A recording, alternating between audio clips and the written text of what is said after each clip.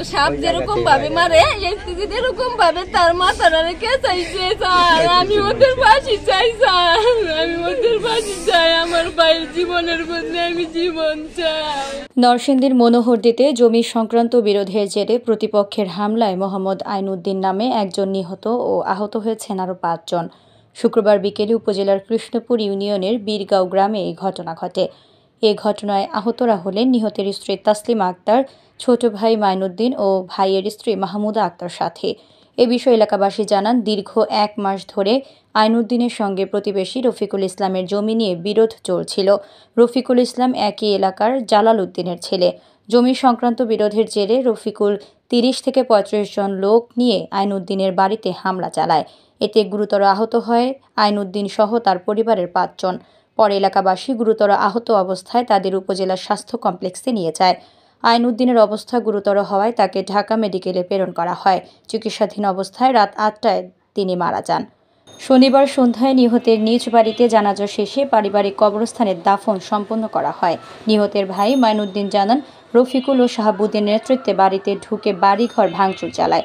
পরে আমার ভাইসহ আমাদের পরিবারের সবাইকে দেশীয় অস্ত্র দিয়ে এলোপাতাড়ি আঘাত করে এই সন্ত্রাসীরা।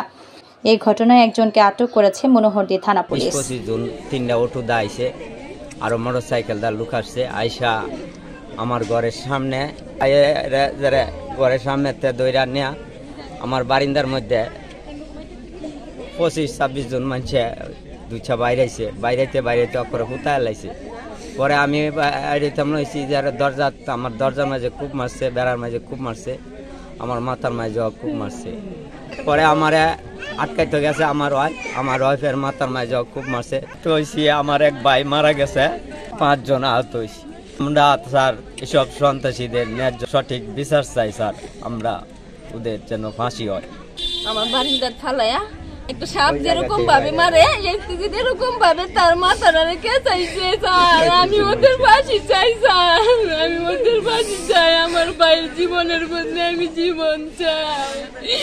বলে কাকারে মারবো দৌড়তেছে, আব্বা দৌড়ে গেছে, যারা কাকার মাথা ফাটা লাইছে, যারা আব্বা তো গেছে, আব্বা বাড়ি দিছে, আব্বা ফিরে আসে, যারা এই সাপার মধ্যে বাড়ি দিছে, যারা শিরা সব কেচেছে। তারপরে ঢাকা মেডিকেল নিবার আগে মারা গেছে। চিকিৎসার জন্য যাতে কোথাও না নিয়ে যেতে পারে এই জন্য রাস্তা ব্লক করে রাখছে। শেষ পর্যন্ত চিকিৎসা না পেয়ে সে তাৎক্ষণিকই সে মৃত্যুবরণ করেছে।